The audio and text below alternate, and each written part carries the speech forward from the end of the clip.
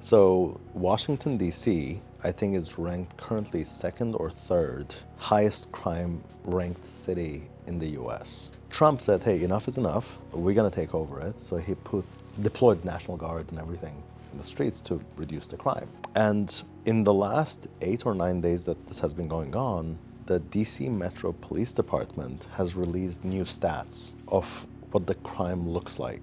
And just in the past 1.5 weeks, the overall crime is down by almost 9%, right? Carjackings, which I guess was a major crime that kept on happening in Washington, D.C., down by 82%. Theft, down by close to 30%. So again, did what Trump do, was that right or was that wrong? I don't know, but the results, you cannot ignore the results, right? He did something about it. And now even the DC Metro is releasing data that the crime has been down. And then at the same time, Gavin Newsom is going in all these different podcasts. And one of his famous lines right now, it's very manipulative if you think about it. He says the highest crime rates in the US, 8 out of the 10 states with the highest crime rates are red states. True, I'll give him that, that is true. Memphis, Tennessee, St. Louis, Missouri, and all these other states. The interesting part though, when you look at this data, when you look at those states, 8 red states, all those cities that have the highest contributing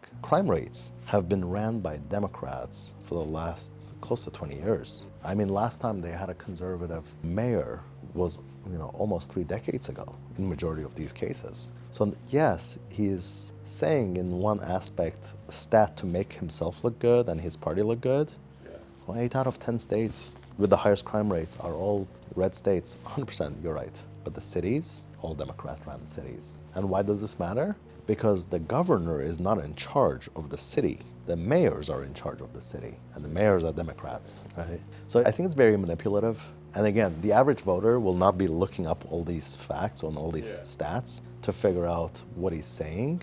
Is very manipulative because he's just trying to score some political points to set himself up. He's trying to set himself up for 2028, but is doing it in a very manipulative way. When you just fact check or back test what he's saying, right? If you take out, the Democratic mayors in those states and you replace them with conservative. Now, statistically speaking, conservative mayors tend to be a lot tougher on crime, right? They tend to lean more towards law and order. They tend to not give everybody the way out. So yeah, of course, when you replace the mayors of those cities with, and by the way, all 10 of the highest ranking cities with the highest crime rates in the US, all Democratic mayors, right? All Democratic mayors. So it's manipulative, and I know why he's doing it. He's obviously trying to prop up his party and his side so he can set himself up for a 2028 run, and I get it, but you have to understand the why behind the what.